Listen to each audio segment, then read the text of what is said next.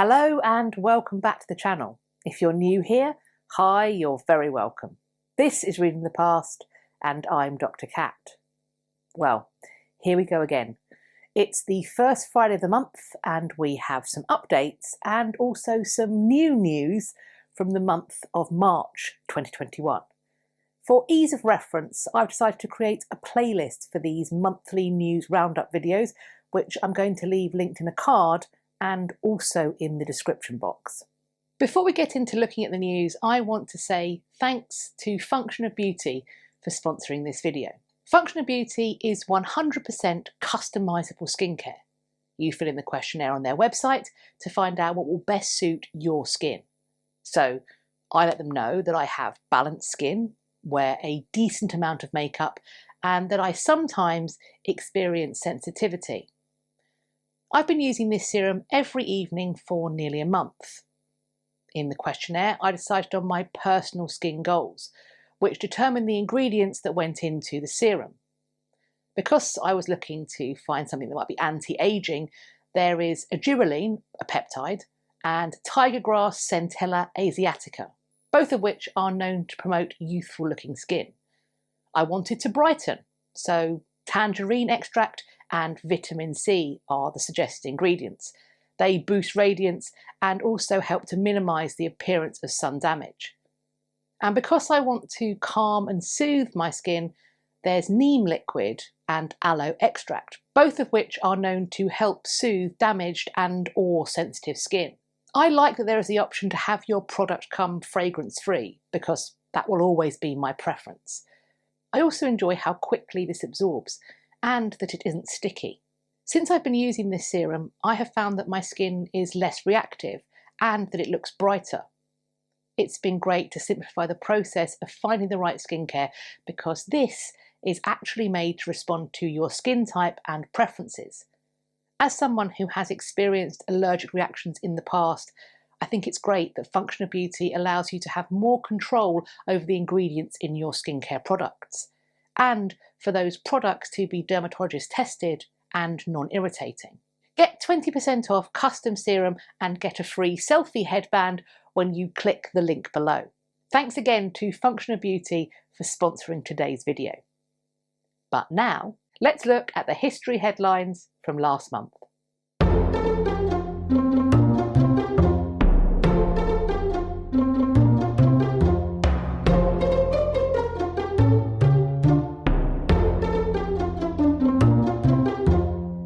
As always, I will be leaving links to relevant articles that connect to today's history headlines in the description box beneath this video.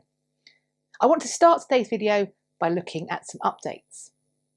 The first update is to a video that I made and uploaded in November 2019, which was on the Antikythera Mechanism. I will leave that video linked as well. Last month, a research breakthrough was announced about its workings. A team based at University College London have created a computer model of the workings of the mechanism. Making use of inscriptions found on the device, an ancient mathematical method, and more recent academic research on the mechanism, the team believe they have worked out how the gears would have originally been arranged, so that the device could accurately display the movement of various celestial bodies. Well, accurate at least according to the thinking of the day in which the Antikythera mechanism was being used. So the Earth will sit at the centre and the Sun and the planets will revolve around it, rather than, as we know, the Sun being at the centre and everything revolving around that. The scientists at UCL also believe that the double-ended pointer, which they are referring to as a dragon hand, was used to indicate when eclipses were due to happen.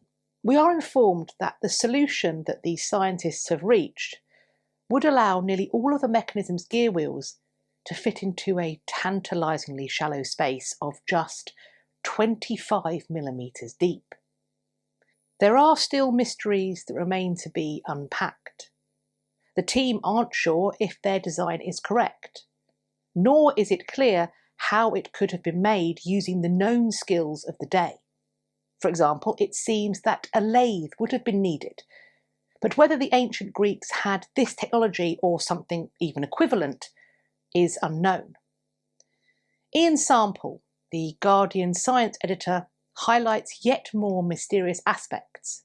It is unclear whether the Antikythera mechanism was a toy, a teaching tool, or had some other purpose. And if the ancient Greeks were capable of such mechanical devices, what else did they do with the knowledge? Adam Wojcik, materials scientist at UCL, explains further. Although metal is precious, and so would have been recycled, it is odd that nothing remotely similar has been found or dug up. If they had the tech to make the Antikythera mechanism, why did they not extend this tech to devising other machines, such as clocks? We have an update on the auction of the mourning jewellery of Queen Victoria. The pieces we looked at in last month's video were part of a much larger lot. In fact, they were just 4 of some 376 pieces. The various pieces that made up the lot received interest from 1,400 bidders from 55 countries. Altogether, the collected items sold for £5,620,798. But what about the 4 pieces we looked at? The banded agate and diamond pendant, commissioned for Queen Victoria by Prince Albert to mark the death of her mother, sold for £32,760. The banded agate and pearl pendant that marked the death of Princess Alice and Princess Marie sold for £23,940. The onyx and seed pearl button with the initial A sold for £18,900. And finally, the piece that has become known, at least in my household, as the Alice Cooper pendant, sold for £25,200, which, despite being over the estimate, I think is still basically a steal. I haven't been able to find the name of the buyer or buyers for any of these pieces yet. Of course, it's entirely possible they may wish to remain anonymous and may do so forever. However, I would like to say that if anyone watching now happens to be the lucky new owner of any of these pieces, and they would like to talk about their fascinating acquisition, then I, of course, would be very grateful and very discreet. I mean, we could keep it just between us. Just you and I and 70-odd thousand of my dearest friends. In the aftermath of news of discoveries that suggest that the stones of Stonehenge may have originally stood as part of a stone circle in the Preseli Hills in Wales, the owner of Cardigan Island Coastal Farm Park, Lynn Jenkins, has called for the stones to be brought to his park and re-erected there. Jenkins is quoted as saying, "Greece is trying to reclaim the Elgin marbles." And sidebar, there's a headline about that for later in this video. What if Wales tries reclaiming Stonehenge? If not, why doesn't Mark Drakeford send Boris Johnson a bill for a few £1,000,000? After all, Stonehenge is an extremely lucrative tourist attraction. Of course, being a historian, Boris Johnson may well point out that the 5,000-year-old monolith was not received by the English, since they have only been in what is now England for a mere 1,500 years. Those were the updates. Now we're moving on to the new news headlines. A network of medieval tunnels has been rediscovered by electrical contractors working beneath a Welsh garden. As of this video being created, researchers are still seeking to discover who created the 4-foot tall underground structures and why. There is some suggestion that this tunnel network might be understood within the context of Tintern Abbey, which is nearby. The abbey was founded in 1131. It would be expanded into something that was viewed as a masterpiece of British Gothic architecture in the 1200s. That was before it fell victim to the dissolution of the monasteries in the 1530s and 40s. What remains there now is a frankly spectacular ruin. The rediscovered tunnel network has now been resealed to preserve it.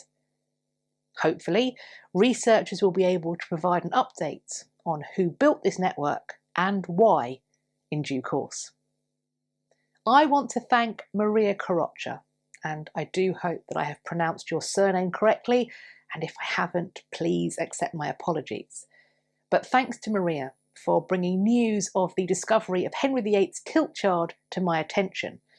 According to the article, ground-penetrating radar was used on the site of Greenwich Palace. The old Tudor palace that Henry would have known is now lost, and today the site is held by the National Maritime Museum. If you're in the UK and around Greenwich, I do recommend you give that a visit.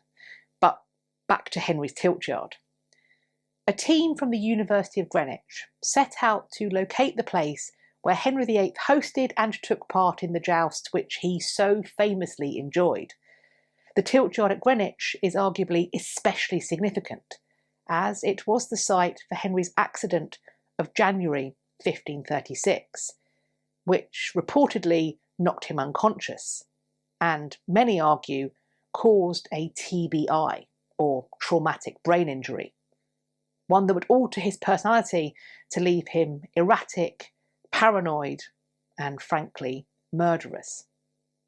The leader of the Greenwich University research team, Simon Withers, explained that the tilt yard is shown in contemporary paintings to have two large octagonal brick towers.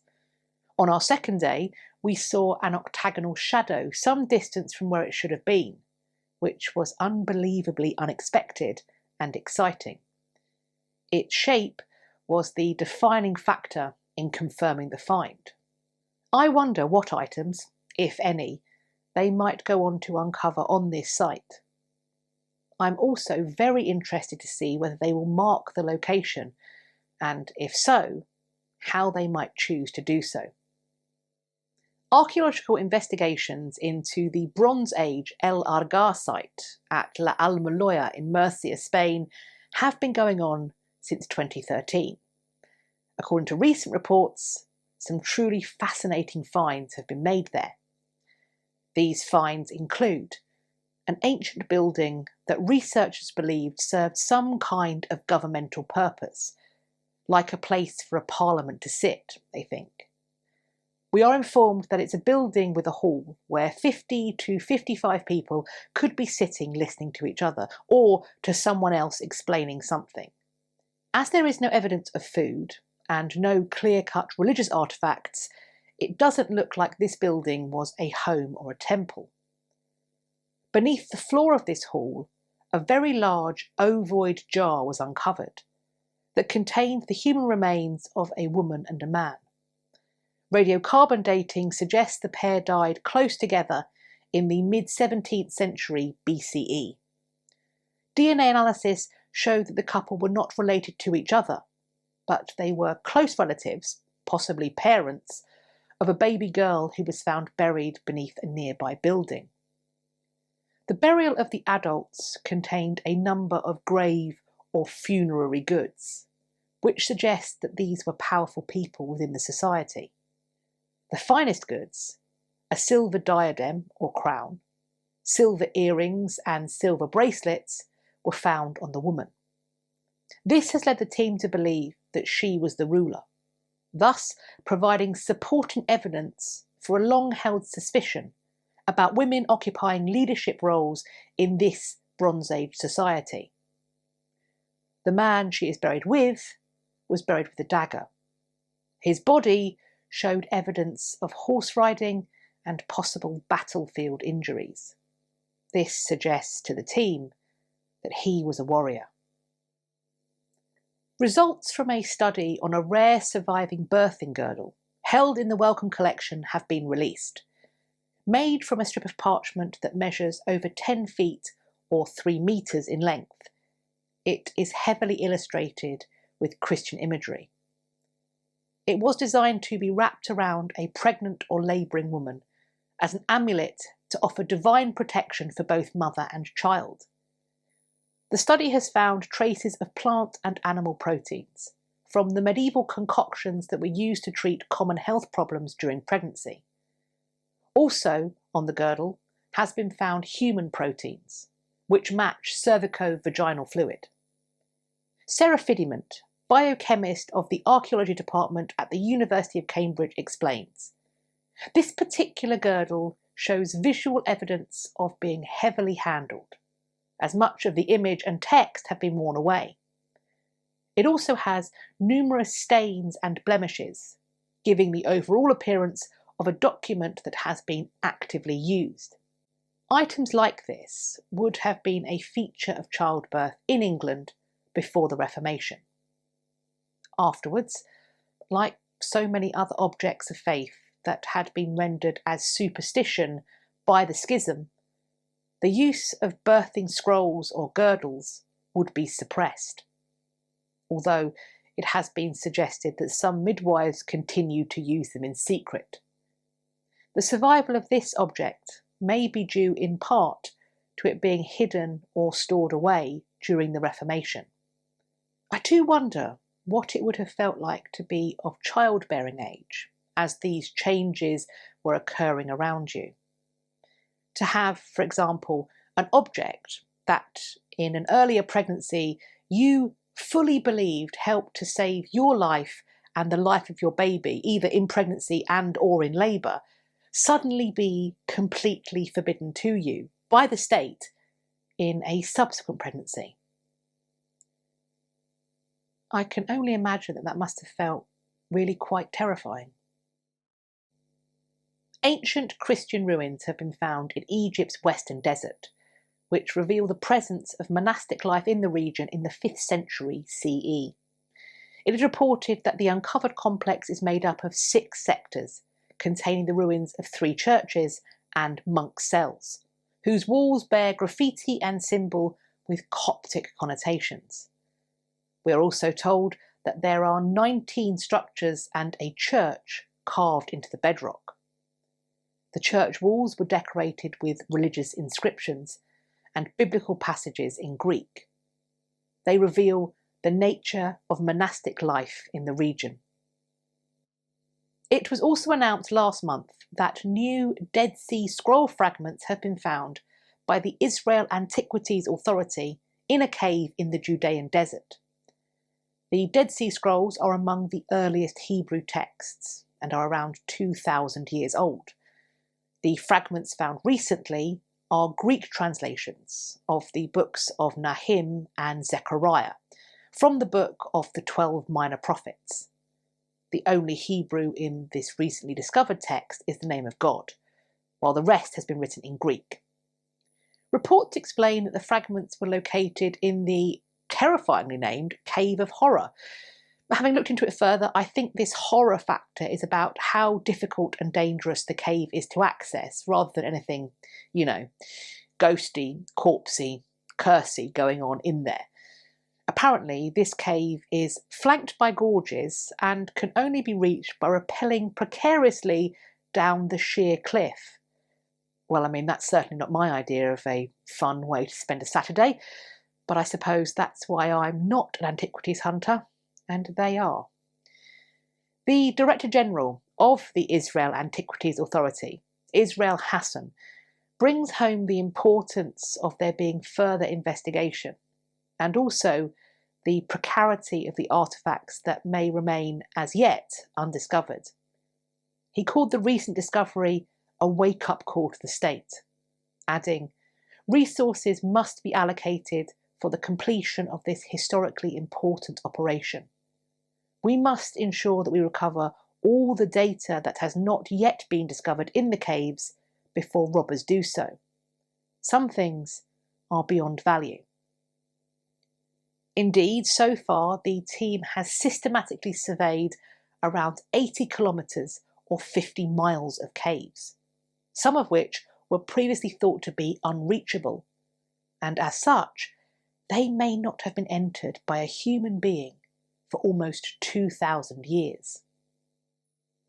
The last few stories focus on the way in which history is being preserved and presented, both now and going forward.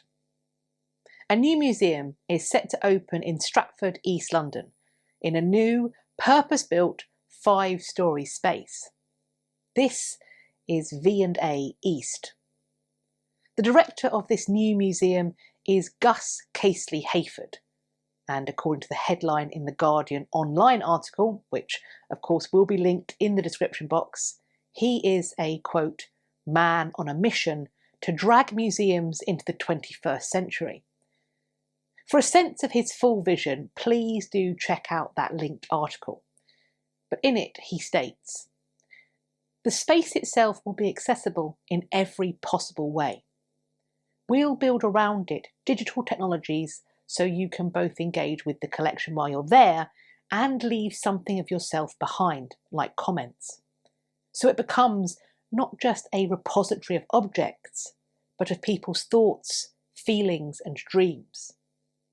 We'll have glass floors and glass balustrades. So rather than pressing your nose against a display case, we're going to pick you up and place you in the centre of the collection. You'll be able to look in any direction and see these objects, have hands-on time with pieces. We want to get out into the communities and take our collection to the people. I had a session with my team in which I said, I want to get to every single one of the 500 schools myself within the 4 boroughs of our site. I'll be on my bicycle, going to schools and community centres, getting them inspired and excited about what's coming.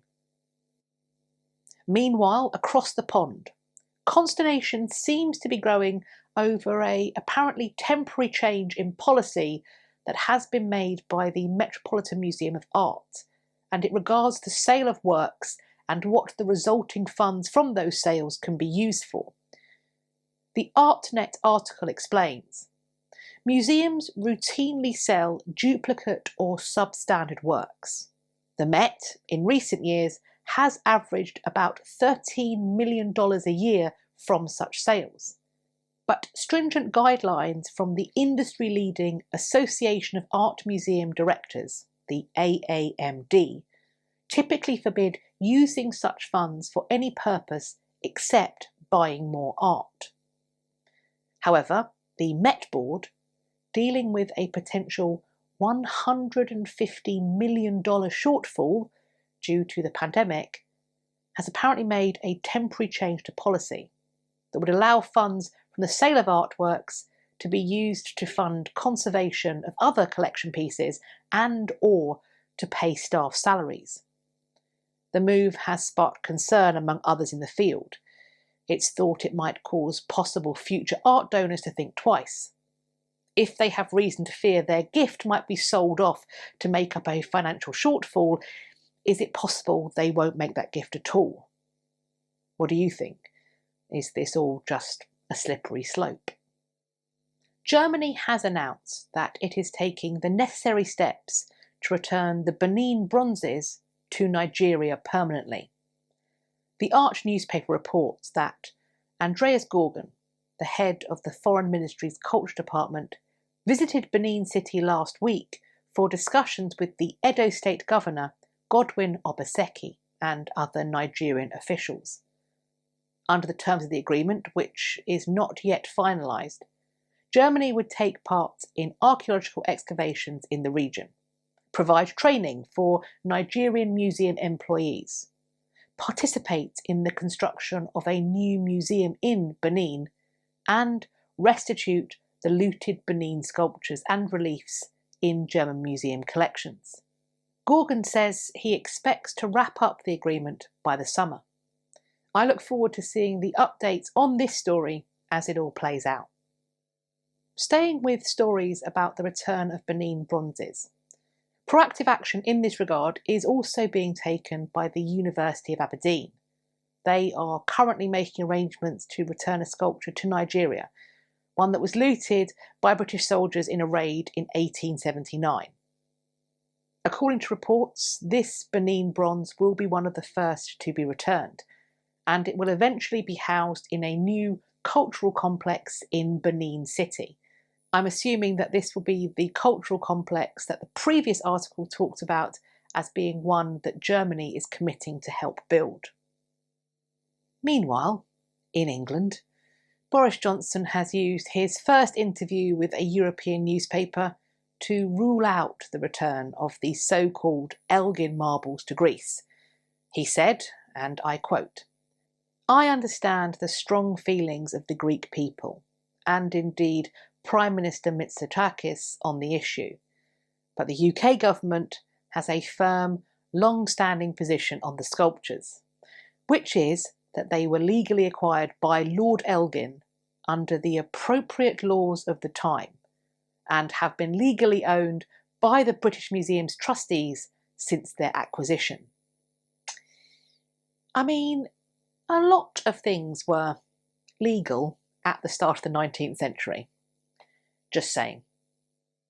The Elgin, or perhaps more appropriately, the Parthenon Marbles, ended up in the British Museum in 1816, when Lord Elgin, one-time ambassador to the Sublime Porte, Ottoman Empire, himself fell into bankruptcy. Elgin had the marbles removed from the Parthenon after, allegedly, obtaining a permit to do so from the Ottoman forces that were occupying Athens at the time.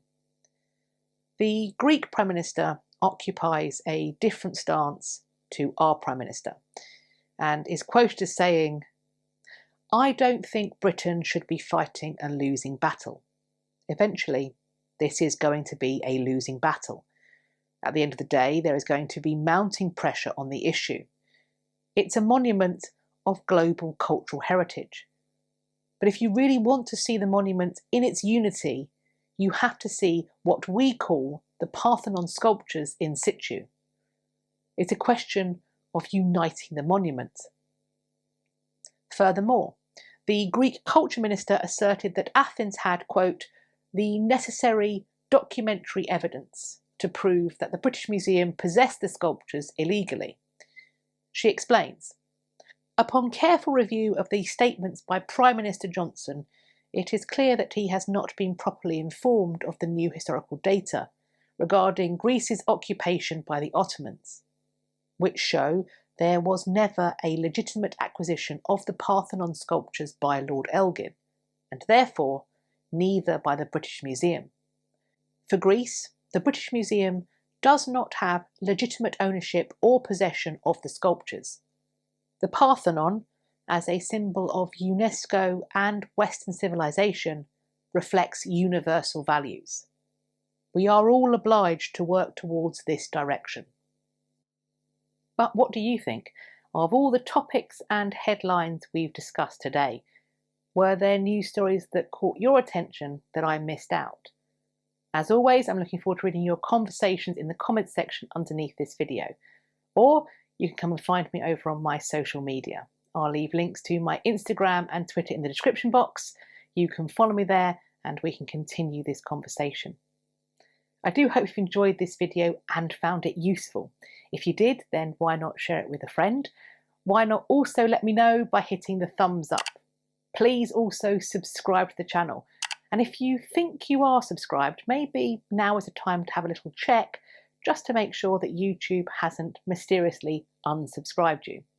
While you're there, checking and or subscribing, why not also hit the bell icon that sits beside the subscribe button, because that way YouTube will tell you when I've next uploaded. I hope you're going to have a great day, whatever you're doing, and I look forward to speaking to you all in my next video. Take care of yourselves. Bye-bye for now.